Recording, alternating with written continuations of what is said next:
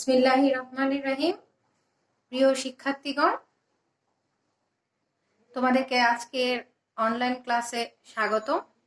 আজকে আমরা আলোচনা করব ব্যবস্থাপনা নীতিমালা কোর্সের সংগঠন অধ্যায়টি নিয়ে। ইতিপূর্বে এই অধ্যায়ের বেশ কয়েকটি ক্লাস তোমরা পেয়েছো। আজকে গ বিভাগের একটি গুরুত্বপূর্ণ প্রশ্ন নিয়ে আলোচনা করব। বিভাগীয়করণের গুরুত্ব কি বা বিভাগীয়করণের গুরুত্বটি ব্যাখ্যা করো। বিভাগীয়করণ কি এই সম্পর্কে বিগত ক্লাসে আমি আলোচনা করেছি। এ সম্পর্কে একটি স্বচ্ছ ধারণা দেওয়ার চেষ্টা করেছি। তবু আজকে আবার আলোচনার সুবিধার্থে হালকা একটু করে না বললেই নয় যে বিভাগীয়করণ কি। বিভাগীয়করণ হলো একটি সংগঠনের বা সংগঠন কাঠামোতে কাজের শৃঙ্খলাপূর্ণ বিন্যাস বা বিভাজন বোঝায়, যা প্রতিষ্ঠানে নিয়োজিত কর্মীবৃন্দ কর্তৃক সম্পাদন করা হয়ে থাকে। অর্থাৎ বিভাগীয়করণ হলো কাজের একটি সুষ্ঠু বিন্যাস বা বিভাজন কিংবা ভাগ করা বলা যায়, যেটা নিয়োজিত কর্মীদের কাজের উপরে ভিত্তি করে করা হয়ে থাকে। বিভাগীয়করণ মূলত এমন একটি সাংগঠনিক প্রক্রিয়া বা পদ্ধতি যার দ্বারা সংগঠনের বিভিন্ন কার্যাবলীকে তাদের প্রকৃতি অনুসারে ভিন্ন ভিন্ন এককে বিন্যাস করা হয়। প্রত্যেকটি বিভাগে একজন করে বিভাগীয় প্রধান নিয়োগ করা হয়। এটা বিভাগীয়করণের একটি গুরুত্বপূর্ণ কাজ। বিভাগীয়করণের ক্ষেত্রে অবশ্যই প্রত্যেক বিভাগে একজন করে বিভাগীয় প্রধান নিয়োগ বা নির্বাচন করা হয়ে থাকে। বিভাগীয়করণের মাধ্যমে ক্রমবিভাগের ভিত্তিতে যে কোনো কার্যাবলী সহজেই করা হয়ে থাকে। আসো আমরা বিভাগীয়করণের গুরুত্ব সম্পর্কে জানি। বিভাগীয়করণের গুরুত্ব প্রয়োজনীয়তা বোর্ডে দেওয়া হয়েছে একটি চিত্রের মাধ্যমে। সবগুলো গুরুত্বের পয়েন্টগুলো উল্লেখ করা হয়েছে এখানে দেখো। প্রথমে আসো 1 নম্বরে আছে দক্ষতা বৃদ্ধি। দক্ষতা বৃদ্ধি বিভাগীয়করণের একটি বিশেষ গুরুত্ব, কারণ বিভাগীয়করণের মাধ্যমে কাজগুলো ছোট ছোট বিন্যাস হয় বলে দক্ষতা বৃদ্ধি পায়। কর্মীরা তাদের দক্ষতা বৃদ্ধি করাটা সহজ হয়ে যায়। বিভাগীয়করণের মাধ্যমে প্রতিষ্ঠানে নিয়োজিত শ্রমিক কর্মচারীদের দক্ষতা অনেক গুণে বেড়ে যায়। যেসব প্রতিষ্ঠানে বিভাগীয়করণ করা হয় সেই সব সংগঠনে কর্মকর্তা ও কর্মচারীদের নিজ নিজ দায়িত্ব সম্পর্কে একটা সুস্পষ্ট ধারণা থাকে। এতে করে প্রাতিষ্ঠানিক ও ব্যবস্থাপকীয় দুই প্রকারেরই দক্ষতা বহুলাংশে বৃদ্ধি পেয়ে থাকে। তাহলে তোমরা বুঝতে পেরেছো কি কি বলেছি। প্রাতিষ্ঠানিক এবং ব্যবস্থাপকীয় দুইটা কাজই ক্ষেত্রেই কর্মীদের দক্ষতা বৃদ্ধিটা বহুলাংশে বেড়ে যায় এই বিভাগের কারণে। বিভাগীয়করণের ক্ষেত্রে আমরা সংগঠন কাঠামোতে দেখেছি আলাদা আলাদা বিভাগ থাকে। বিশেষ করে মধ্যমানের ব্যবসা প্রতিষ্ঠানে কিংবা বৃহদায়তন মাঝারি আকার বা মধ্যমানের ব্যবসা প্রতিষ্ঠানে এবং বৃহদায়তন ব্যবসায় প্রতিষ্ঠানে আমরা বিভাগের এরকম আলাদা আলাদা ছোট ছোট বিন্যাস দেখতে পাই। যেমন উৎপাদন বিভাগ, ক্রয় বিভাগ, বিক্রয় বিভাগ, বন্টন বিভাগ, বিজ্ঞাপন বিভাগ। এই সকল বিভাগের ব্যবস্থাপকগণ তাদের নিজ নিজ বিভাগের কার্য দক্ষতা বৃদ্ধিতে গুরুত্বপূর্ণ ভূমিকা পালন করে। আর বিভাগীয়করণ যে কোনো কর্মীর বা কর্মকর্তার কাজের দক্ষতা বৃদ্ধিতে সহযোগিতা করে থাকে। এর পরবর্তীতে এ পর্যায়ে আমরা আসি দ্বিতীয় পয়েন্টে, শৃঙ্খলা প্রতিষ্ঠা। দ্বিতীয় পয়েন্টটি দেখো, শৃঙ্খলা প্রতিষ্ঠা। শৃঙ্খলা প্রতিষ্ঠা কি? শৃঙ্খলা মানে আমরা বুঝি যে একটা কাজ সুষ্ঠুভাবে নিয়মতান্ত্রিক উপায়ে সম্পাদন করা। প্রতিষ্ঠানের কার্যাবলীর প্রকৃতি অনুসারে বন্টন করে বিভাগ সৃষ্টি করা হয়। কাজের যে প্রকৃতি সে অনুসারে মূলত বিভাগগুলো বন্টন করা হয় এবং প্রত্যেক বিভাগের কার্যাবলী তত্ত্বাবধানের জন্য একজন করে বিশেষজ্ঞ কর্মী নিয়োগ দেওয়া হয়। প্রত্যেক কর্মীর দায়িত্ব ও কর্তৃত্ব নির্ধারণ থাকায় প্রত্যেকে নিজ নিজ পরিসরে সুষ্ঠুভাবে কাজ সম্পাদন করে। এর ফলেই কিন্তু প্রতিষ্ঠানের কাজের শৃঙ্খলা প্রতিষ্ঠিত হয়। আমি আবার বলছি, খেয়াল করো, যেহেতু শৃঙ্খলা প্রতিষ্ঠার ক্ষেত্রে কিভাবে বিভাগীয়করণ গুরুত্বপূর্ণ ভূমিকা রাখে সেটা খেয়াল করে দেখো। শৃঙ্খলা আনয়নে প্রত্যেক কর্মীকে তার নিজ নিজ দায়িত্ব ও কাজগুলো আলাদাভাবে বন্টন করা হয় এবং বিশেষ কাজের জন্য একজন বিশেষজ্ঞ নিয়োজিত থাকে, যার ফলে প্রতিষ্ঠানের কাজগুলো সুষ্ঠুভাবে সম্পাদন করা যায় এবং শৃঙ্খলাও প্রতিষ্ঠা হয়। এর পরবর্তী পয়েন্টে আমরা আসি সমন্বয়ের সুবিধা। সমন্বয়ের সুবিধা। লাস্ট ক্লাসে আমরা সমন্বয় কি জেনেছি, যে প্রতিষ্ঠানের যে কাজগুলো আছে সেগুলোর একটার সাথে একটা যে যোগসূত্র বা একত্রিত যে সমন্বয় করা একটার সাথে একটা, সেটা হলো সমন্বয়। সমন্বয়ের সুবিধাটা পাওয়া যায় বিভাগীয়করণের ক্ষেত্রে। সমন্বয় একটি গুরুত্বপূর্ণ ভূমিকা পালন করে।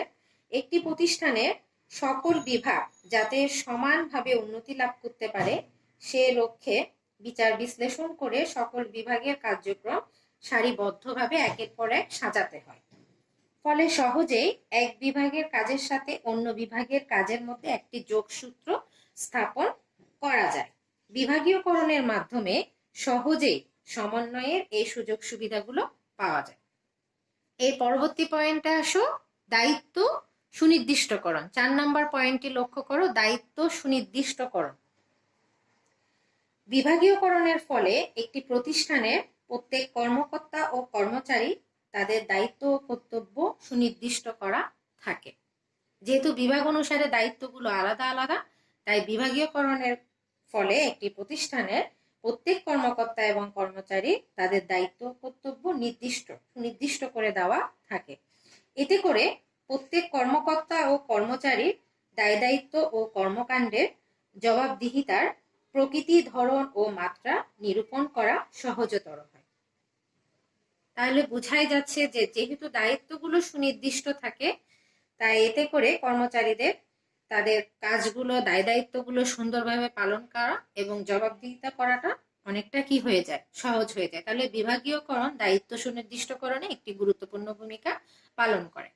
এরপরে আমরা আসি পরবর্তী পয়েন্টে। পরবর্তী পয়েন্টে কি আছে লক্ষ্য করো, ব্যবস্থাপকীয় উন্নয়ন। ব্যবস্থাপকীয় উন্নয়ন। ব্যবস্থাপকীয় উন্নয়ন কি? ব্যবস্থাপনার মধ্যে যে উন্নয়নগুলো সংঘটিত হয় ব্যবস্থাপনা কার্যাবলীর মধ্যে, সেটাকে আমরা ব্যবস্থাপকীয় উন্নয়ন বলে থাকি। এখন ব্যবস্থাপকীয় উন্নয়নে বিভাগীয়করণ কি ভূমিকা পালন করে সেটা সম্পর্কে এখন আমরা জানব। বিভাগীয়করণের ফলে একটি প্রতিষ্ঠানের কাজের ধরন বা প্রকৃতি অনুযায়ী প্রতিষ্ঠানকে কতগুলো ছোট ছোট বিভাগে বিভক্ত বা রূপান্তর করা যায়।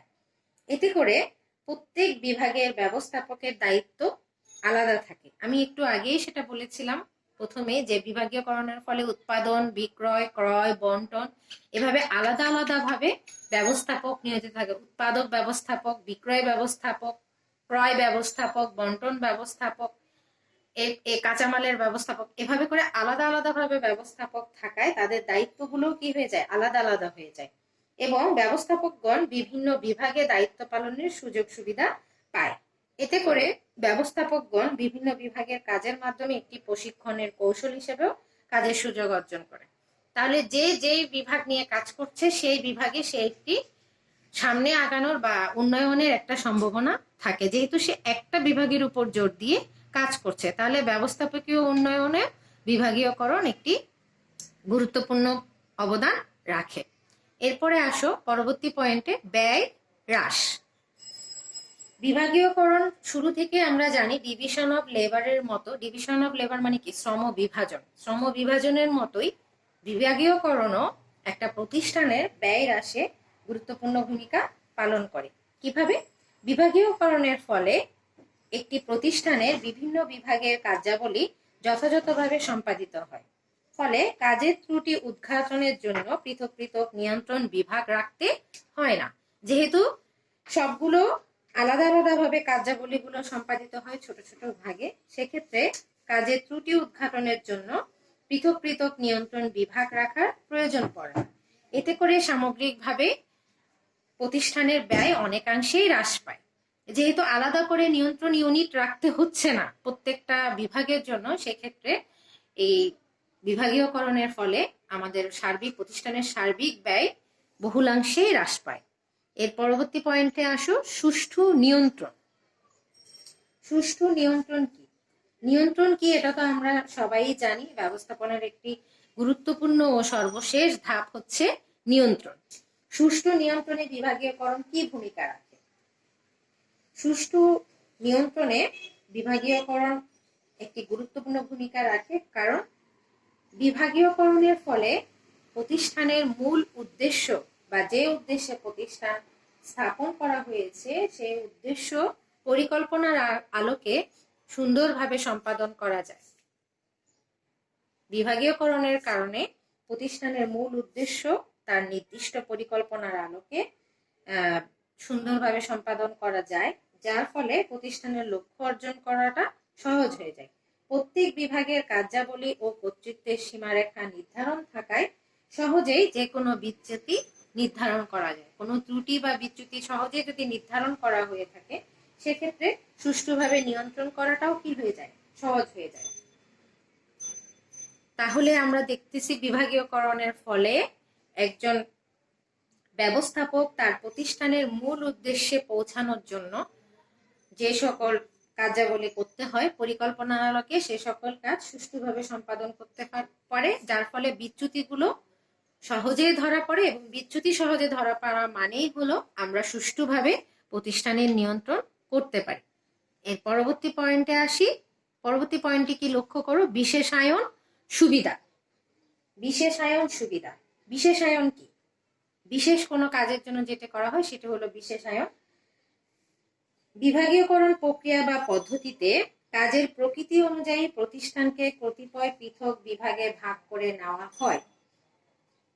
বিভাগীয়করণ প্রক্রিয়ায় বা পদ্ধতিতে কাজের প্রকৃতি অনুযায়ী প্রতিষ্ঠানকে কতিপয় পৃথক পৃথক বিভাগে ভাগ করে নেওয়া হয়।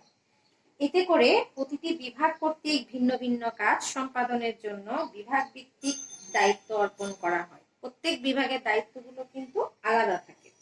প্রত্যেক বিভাগের দায়িত্ব শ্রমিকদের দক্ষতা ও যোগ্যতার ভিত্তিতে অর্পণ করা হয়ে থাকে। যে আসলে যেই কাজে দক্ষ ওই শ্রমিককে ওই কাজে অর্পণ করা হয়। এর ফলে শ্রমিক কর্মচারীরা বিশেষায়নের সুযোগ সুবিধা পেয়ে থাকে। তার মানে সে যেই কাজে বিশেষভাবে পারদর্শী তাকে সেই কাজে নিয়োগ দেওয়া হয়। এর ফলে কর্মীদের পেশাগত দক্ষতা বৃদ্ধি পায় এবং যোগ্যতাটাও বৃদ্ধি পায়। তার মানে বুঝতে হবে যেই কর্মী যেই কাজে দক্ষ তাকে সেই কাজেই নিয়োগ দিতে হবে, এবং সেই কাজে তাকে যাতে আরো প্রশিক্ষণের সুযোগ সুবিধা পায় সেক্ষেত্রেও প্রতিষ্ঠানকে নজর দিতে হবে। তাহলে বিভাগীয়করণের ফলে কর্মীরা তার বিশেষ দক্ষতা বা পেশাগত দক্ষতা দেখানোর সুযোগটা পায়। এরপরে আসি আমরা সম্পদের সঠিক ব্যবহার। যেহেতু আমি সবসময়ই ক্লাসে বলতাম লিমিটেড রিসোর্স ম্যাক্সিমাম আউটপুট। আমাদের রিসোর্স সবসময় লিমিটেড, সীমিত সম্পদের সর্বোচ্চ ব্যবহার আমরা যদি করতে পারি সেক্ষেত্রে একটি দেশ একটি সমৃদ্ধ জাতি হিসেবে গড়ে উঠতে পারে। কারণ আমাদের সম্পদ সীমিত। যে প্রাকৃতিক সম্পদগুলো আমরা প্রকৃতি থেকে পেয়ে থাকি সেই সম্পদগুলোর যদি আমরা সুষ্ঠু ব্যবহার করতে পারি এই সীমিত সম্পদগুলো, তাহলে আমরা একটি সঠিক ফল পেতে পারি। তো সম্পদের সঠিক ব্যবহার করার জন্য, সম্পদের সঠিক ব্যবহার নিশ্চিত করার জন্য বিভাগীয়করণ একটি বিশেষ ভূমিকা পালন করে। সম্পদের সঠিক ব্যবহারের জন্য, যেমন একটা সম্পদের লিমিটেড কিছু সম্পদের বা সীমিত কিছু সম্পদের কিভাবে সর্বোচ্চ ব্যবহার করা যায় সেই দিকে দৃষ্টি রেখেই একটি প্রতিষ্ঠান আসলে বিভাগীয়করণ করে থাকে। এতে করে অপচয় অনেকটাই কমে যায় এবং স্বাভাবিক কর্মঘণ্টার চেয়ে যন্ত্রপাতিও অধিক কম সময় ব্যয় হয়। ফলে প্রতিষ্ঠানের সামগ্রিক যে উৎপাদনশীলতাটা সেটা বৃদ্ধি পায়। এটি একটি গুরুত্বপূর্ণ পয়েন্ট। আবার একটু লক্ষ্য করো, লিমিটেড রিসোর্সেস ম্যাক্সিমাম আউটপুট। সম্পদের সঠিক ব্যবহার। আমাদের সম্পদ হচ্ছে লিমিটেড, সীমিত। সেই সম্পদের আমাদের সঠিক বা সর্বোচ্চ ব্যবহারের মাধ্যমে এর থেকে আউটপুট বের করে নিতে হবে বা ফলাফল বের করে নিতে হবে। তা আমাদের এই সম্পদগুলো, সীমিত সম্পদগুলো সর্বোচ্চ ব্যবহারের দিকে লক্ষ্য রেখে সাধারণত একটা প্রতিষ্ঠান বিভাগীয়করণ করে থাকে, যে কিভাবে বিভাগীয়করণ করলে আমার সম্পদের সঠিক ব্যবহার নিশ্চিত করা যাবে। এতে করে অপচয়ও কমে যায়, আবার যন্ত্রপাতি অধিক ব্যয়ও বা যন্ত্রপাতির পিছনে অধিক খরচও কমে যায়। ফলে প্রতিষ্ঠানের সামগ্রিক বা সার্বিক যে উৎপাদনশীলতা বা উৎপাদনের ক্ষমতা সেটি বৃদ্ধি পায়। এর পরবর্তী পয়েন্টে আসি আমরা। দেখো, সম্প্রসারণের সুযোগ। সম্প্রসারণ মানে কি? আমরা বর্তমান যে অবস্থায় আছি সেখান থেকে উত্তরোত্তর আরো বৃদ্ধির দিকে যাওয়া, আরো বাড়ানোকে বলছি সম্প্রসারণ। সম্প্রসারণের সুযোগ থাকে। বিভাগীয়করণের মাধ্যমে কার্যাবলী বিভিন্ন বিভাগ বা উপবিভাগের মধ্যে বন্টন করে তাদের যথাযথ কর্তৃত্বপূর্ণ ও সহজ বিকেন্দ্রীকরণ করা হয়। এতে করে প্রতিষ্ঠানের সম্প্রসারণের সুযোগ ঘটে। তাহলে একটা প্রতিষ্ঠান বিভাগীয়করণের মাধ্যমে তাদের যে বিভিন্ন কাজগুলো আছে সেগুলোকে আলাদা আলাদা ভাগে ভাগ করার ফলে প্রত্যেকটি ক্ষেত্রে বিকেন্দ্রীকরণের একটি সুযোগ হয়ে যায় এবং এতে করে প্রতিষ্ঠানের সম্প্রসারণের সুযোগ ঘটে। সর্বশেষ যে পয়েন্টটি উল্লেখ করেছি বোর্ডে, দেখো, কর্তৃত্বার্পণে সহায়তা দান। বিভাগীয়করণ শুধুমাত্র দায়িত্বের যে শুধু সুনির্দিষ্ট করে সহায়তা করে তা না, কর্তৃত্বার্পণেও এটি কিন্তু গুরুত্বপূর্ণ ভূমিকা রাখে। ঊর্ধ্বতন বিভিন্ন বিভাগের দায়িত্ব কর্তব্য বুঝে সে অনুযায়ী প্রয়োজনীয় কর্তৃত্ব অর্পণ করা হয়। কারণ একজন ঊর্ধ্বতন কর্মকর্তার উপরে কিন্তু একটা প্রতিষ্ঠানের সাফল্য অনেকাংশে নির্ভর করে। তো ঊর্ধ্বতন কর্মকর্তাকে আসলে কোন দায়িত্বটি দেওয়া হবে এভাবে বুঝে শুনে কিন্তু প্রয়োজনীয় কর্তৃত্ব অর্পণ, দায়িত্ব কর্তৃত্ব অর্পণ করা হয়। এতে সকল বিভাগ ও উপবিভাগ তাদের কর্তৃত্ব সীমার মধ্য থেকেই যথাযথভাবে দায়িত্ব পালন করতে পারে। তাহলে প্রত্যেকটি ঊর্ধ্বতন কর্মকর্তা জানে যে তার কর্তৃত্ব সীমাটা কতটুকু, সে কতটুকু পর্যন্ত কর্তৃত্ব খাটাতে পারবে, সে অনুসারে সে কাজ করে। তো কর্তৃত্বার্পণের ক্ষেত্রেও বিভাগীয়করণ একটি গুরুত্বপূর্ণ ভূমিকা পালন করে। তাহলে আজকের এই প্রশ্নের আলোচনার সর্বশেষে আমরা বলতে পারি একটা প্রাতিষ্ঠানিক সার্বিক লক্ষ্য অর্জনের জন্য বিভাগীয়করণের আসলে কোনো বিকল্প নেই। যে কোনো বৃহদায়তন প্রতিষ্ঠান কিংবা মাঝারি প্রতিষ্ঠানে বিভাগীয়করণ ব্যবস্থা খুবই অপরিহার্য। বিভাগীয়করণ ছাড়া একটা বৃহদায়তন প্রতিষ্ঠান কখনোই সুষ্ঠুভাবে কাজ সম্পাদন করতে পারে না কিংবা সাফল্যের শিখরে পৌঁছাতে পারে না।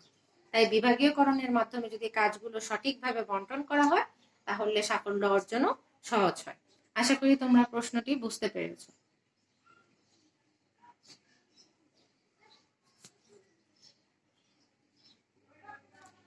এখন আসো আমরা আলোচনা করবো আরেকটি প্রশ্ন নিয়ে। বোর্ডে লক্ষ্য করো, সরলরৈখিক সংগঠন ও কার্যভিত্তিক সংগঠনের মধ্যে পার্থক্য সমূহ। সরলরৈখিক সংগঠন ও কার্যভিত্তিক সংগঠন দুটি হচ্ছে সংগঠনের দুটি গুরুত্বপূর্ণ ও জনপ্রিয় দুটি কাঠামো।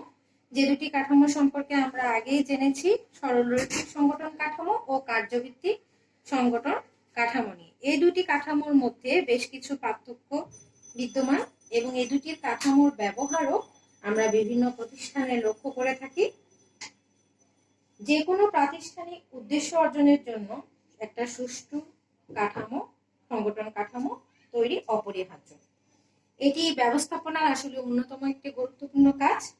সরলরৈখিক ও কার্যভিত্তিক সংগঠন বহুল প্রচলিত সংগঠনগুলোর মধ্যে অন্যতম।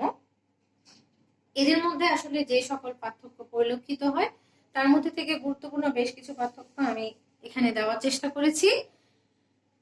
পার্থক্যের বিষয়গুলো বোর্ডে উল্লেখ আছে এবং সে অনুসারে আজকে আমরা আলোচনা করব যে এই পার্থক্যের বিষয়গুলোর আলোকে এই দুটো সংগঠনের মধ্যে কি কি পার্থক্য পরিলক্ষিত হয়। আসলে তাহলে আলোচনা শুরু করা যাক। প্রথমেই আসি 1 নম্বর বিষয়, সংজ্ঞায়। সংজ্ঞাগত একটি পার্থক্য তো অবশ্যই সবসময়ই থাকে। সংজ্ঞায় দেখো, আমরা সরলরৈখিক সংগঠন সম্পর্কে আগে জেনেছি, আরেকবার একটু রিপিট করি। দেখো, যে সংগঠনের ক্ষমতা ও দায়িত্ব সর্বোচ্চ স্তর বা পর্যায় থেকে, সর্বোচ্চ পর্যায় থেকে সরল রেখার মাধ্যমে ক্রমে ক্রমে নিচের দিকে প্রবাহিত হয় তাকে সরলরৈখিক সংগঠন বলে। অপরদিকে কার্যভিত্তিক সংগঠনের ক্ষেত্রে দেখো সংজ্ঞা, যে সংগঠন ব্যবসায় প্রতিষ্ঠানের কার্যাবলীকে প্রকৃতি অনুযায়ী বিভিন্ন বিভাগে ভাগ করে এক এক বিভাগের কর্তৃত্বের ভার এক একজন বিশেষজ্ঞের কাজে ন্যস্ত হয়ে থাকে তাকে কার্যভিত্তিক সংগঠন বলে। অর্থাৎ সংজ্ঞা থেকে আমরা বুঝতে পারি যে সংগঠন কাঠামোতে উপরের স্তর থেকে পর্যায়ক্রমে ক্রমে ক্রমে নিচের স্তরের দিকে সংগঠন কাঠামোটি তৈরি হয় সেটা হলো সরলরৈখিক সংগঠন। আর কার্যভিত্তিক সংগঠন হলো এমন একটি কাঠামো যেখানে কাজের বিভাগ অনুযায়ী ছোট ছোট ভাগে ভাগ করে একজন বিশেষজ্ঞের উপরে কাজের দায়ভার ন্যস্ত করা হয়ে থাকে, তখন তাকে আমরা কার্যভিত্তিক সংগঠন বলে থাকি। কাজের ভিত্তিতে দেখো শব্দগুলো থেকেই কিন্তু বোঝা যায় সরল রৈখিক মানে সরল আকারে তৈরি সংগঠন, আর কার্য ভিত্তিক মানে হচ্ছে কাজের ভিত্তিতে ছোট ছোট ভাগে বিশেষজ্ঞ কাজের উপর ন্যস্ত করলে, বিশেষজ্ঞের হাতে কাজটা ন্যস্ত করলে তখন তাকে আমরা বলি কার্যভিত্তিক সংগঠন। এরপরে আসা যাক 2 নম্বর, কর্তৃত্ব প্রবাহ। পার্থক্যের বিষয়টি দেখো, লক্ষ্য করো। কর্তৃত্ব প্রবাহ সরলরৈখিক সংগঠনের ক্ষেত্রে কর্তৃত্বের উপর হতে নিচের দিকে প্রভাবিত হয়। কর্তৃত্বের প্রবাহটা উপর থেকে নিচের দিকে, তার মানে ঊর্ধ্বতন থেকে অধস্তনের দিকে নিচের দিকে প্রবাহিত হয়। আর কার্যভিত্তিকের ক্ষেত্রে দেখো, খেয়াল করো, কার্যভিত্তিক সংগঠনের ক্ষেত্রে কর্তৃত্ব সমান্তরাল ভাবে প্রবাহিত হয়। যেহেতু বিভাগের মধ্যে ছোট ছোট বিভাগ উপবিভাগগুলো থাকে, তাই সমান্তরাল ভাবেই প্রভাবিত হয় কর্তৃত্বটা। এর পরবর্তী পয়েন্ট দেখো, আদেশের ঐক্য। পার্থক্যের বিষয়টি খেয়াল করো, আদেশের ঐক্য। এই সরলরৈখিক সংগঠনের ক্ষেত্রে আদেশ ও নির্দেশের ঐক্যনীতি পালন করা হয়। অবশ্যই যেহেতু ঊর্ধ্বতন থেকে নিম্ন পর্যায় পর্যন্ত আছে, সেক্ষেত্রে আদেশের একটা ঐক্য বা নীতি পালন করা হয়। উপরের কর্মকর্তারা তার অধীনস্থ কর্মচারীকে বা কর্মকর্তাকে আদেশ প্রদান করে থাকে। তো সরলরৈখিক ক্ষেত্রে এই সংগঠনে আদেশ ও নির্দেশের ঐক্যনীতি পালন করা হয়। পক্ষান্তরে ওদিকে কার্যভিত্তিক সংগঠনের ক্ষেত্রে কি হয়, লক্ষ্য করো। কার্যভিত্তিক সংগঠনের ক্ষেত্রে আদেশের ঐক্যনীতি পালন করা হয় না। তাহলে আমরা বুঝতে পারি আদেশের ঐক্য 3 নম্বর পার্থক্যের বিষয়ে দেখো, লক্ষ্য করো। সরলরৈখিক সংগঠনের ক্ষেত্রে ঐক্যনীতি পালন করা হয়, আর কার্যভিত্তিক সংগঠনের ক্ষেত্রে ঐক্যনীতি পালন করা হয় না। এরপরে পার্থক্যের বিষয়টি দেখো, নমনীয়তা। নমনীয়তা যেটাকে ইংলিশে আমরা বলি ফ্লেক্সিবিলিটি, ফ্লেক্সিবিলিটি যেটাকে বলে থাকি। সরলরৈখিক সংগঠন যেহেতু শব্দ থেকে বুঝতে পারি সরল রৈখিক, তার মানে এটি অবশ্যই কি নমনীয়। এই ধরনের সংগঠন কাঠামো বা এর রীতিনীতি বা পদ্ধতি সাধারণত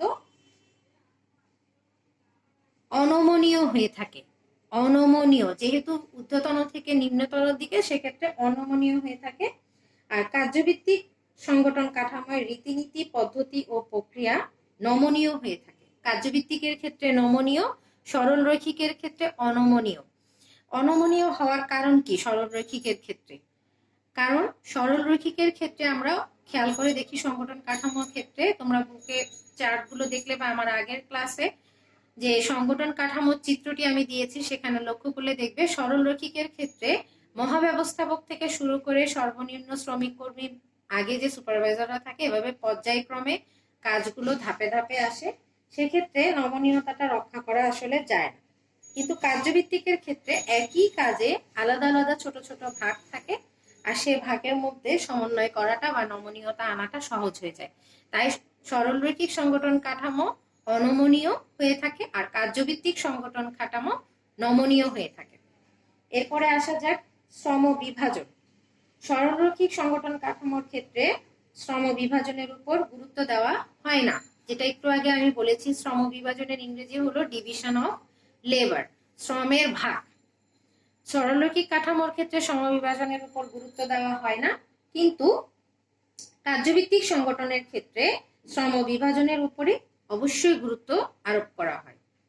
কারণ শ্রম বিভাজন হচ্ছে কার্যভিত্তিক সংগঠনের একটি বিশেষ পর্যায়। আমি একটু আগের প্রশ্নে আলোচনায় বলেছি, কাজগুলোকে যেহেতু ছোট ছোট ভাগে বিভাজন করা হয়, ভাগ করা হয়, তাই এই ক্ষেত্রে শ্রম বিভাজনটাকে গুরুত্ব দেওয়া হয় কার্যভিত্তিক সংগঠনের ক্ষেত্রে।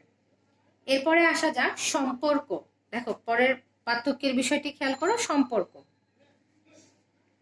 বিভিন্ন বিভাগের মধ্যে সরলরৈখিক সংগঠনের ক্ষেত্রে বিভিন্ন বিভাগের মধ্যে প্রত্যক্ষ সম্পর্ক সৃষ্টি হয় না, কারণ বিভিন্ন ধাপে ধাপে সম্পর্কগুলো আগায়, যার কারণে একজন মহাব্যবস্থাপকের সাথে একজন শ্রমিক কখনো সরাসরি সম্পর্ক স্থাপন করতে পারে না। শ্রমিক তার ঠিক উপরের যে তার সুপারভাইজার আছে, তার সাথে সম্পর্ক স্থাপন করে। তাই সরলরৈখিক কাঠামোর সংগঠন কাঠামোর ক্ষেত্রে সম্পর্ক স্থাপনটা প্রত্যক্ষভাবে লক্ষ্য করা যায় না, প্রত্যক্ষভাবে আসলে সম্পর্ক সৃষ্টি করা এতে যায় না। অপোজিটে কার্যভিত্তিক সংগঠনের ক্ষেত্রে বিভিন্ন বিভাগের মধ্যে প্রত্যক্ষ সম্পর্ক সৃষ্টি হয়। এরপরে আসি স্বজন প্রীতি। এরপরের পার্থক্যের বিষয়টি দেখো, স্বজন প্রীতি। সরলরৈখিক কাঠামোতে স্বজন প্রীতির আগ্রহ বা স্বজন প্রীতির অবস্থাটা লক্ষ্য করা যায়। এক্ষেত্রে স্বজন প্রীতির প্রয়োগটা করাটা সহজ। সরলরৈখিক সংগঠন কাঠামোর ক্ষেত্রে স্বজন প্রীতির প্রয়োগ করাটা সহজ। আর কার্যভিত্তিক সংগঠনের ক্ষেত্রে পক্ষান্তরে স্বজন প্রীতি করার আসলে কোনো সুযোগই থাকে না। যেহেতু একটা কাজের উপরেই ভাগ ভাগ করে বিশেষজ্ঞ নিয়োগ করা হয়, সেক্ষেত্রে স্বজন প্রীতির সুযোগটা থাকে না, কিন্তু সরলরৈখিকের ক্ষেত্রে স্বজন প্রীতির সুযোগটা থাকে। এরপরে আসি দায় দায়িত্ব। এতে একজন কর্মী তার নিকটবর্তী বসের নিকট কাজের জন্য সরাসরি দায়ী থাকে। দায় দায়িত্বের ক্ষেত্রে লক্ষ্য করো, এতে একজন কর্মী তার নিকটবর্তী বসের নিকট বা তার যে কর্মকর্তা থাকবে ঊর্ধ্বতন, তার নিকট কাজের জন্য সরাসরি ভাবে দায়ী থাকে। একটু আগে আমি বলেছি শ্রমিক তার যে বস তার কাজের তাকে জবাবদিহিতা করার জন্য সে দায়ী থাকে তার কাজের জন্য। ওদিকে অপোজিটে কার্যভিত্তিক সংগঠনের ক্ষেত্রে এতে নিম্ন স্তরের কর্মীগণ একাধিক নির্বাহী বা ঊর্ধ্বতনের নিকট কাজের জন্য দায়ী থাকে। তার মানে একের অধিক ঊর্ধ্বতন কর্মকর্তার নিকট কাজের জন্য দায়ী থাকে কার্যভিত্তিকের ক্ষেত্রে। আর সরলরৈখিকের ক্ষেত্রে সে শুধুমাত্র তার একজন বসের কাছে জবাবদিহিতার জন্য দায়ী থাকে।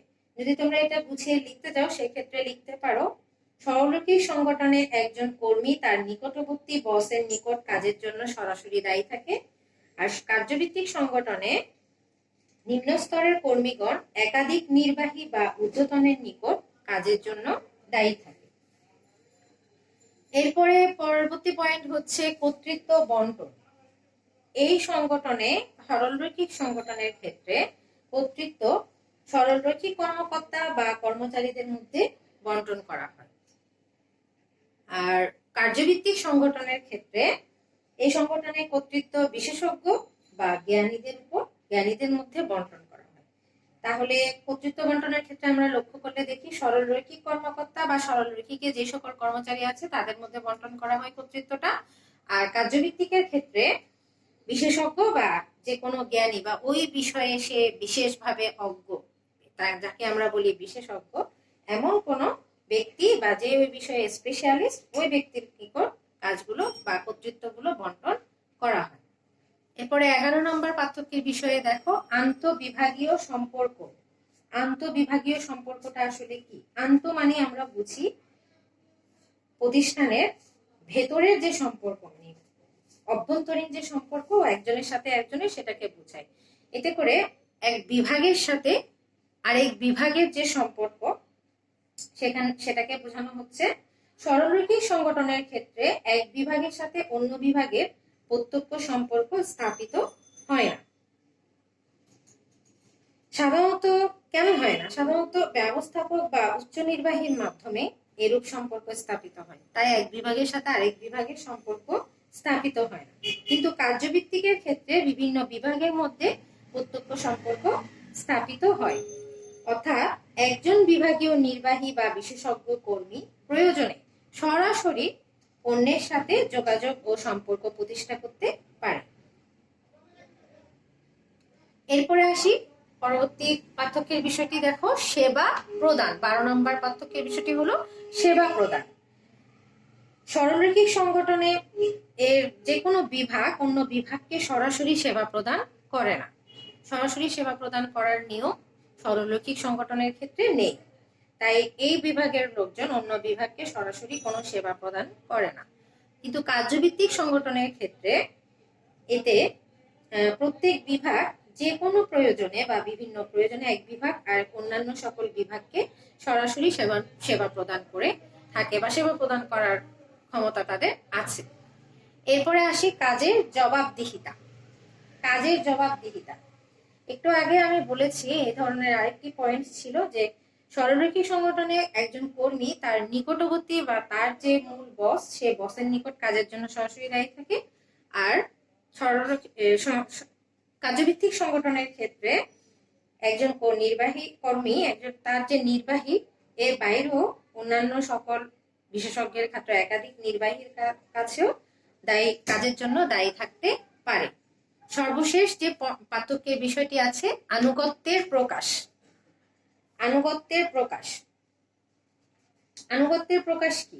এই ক্ষেত্রে সরলরৈখিক সংগঠনের ক্ষেত্রে আমরা লক্ষ্য করলে দেখি কর্মচারীগণ শুধুমাত্র তার নিকটতম বসের নিকট আনুগত্য প্রকাশ করে। তার মানে সরাসরি ঊর্ধ্বতন কর্মকর্তা বা মহাব্যবস্থাপকের নিকট আনুগত্য প্রকাশ করে না। সে শুধুমাত্রই তার যে বস বা তার যে ঊর্ধ্বতন কর্মকর্তা থাকে তার সাথে আনুগত্য প্রকাশ করে।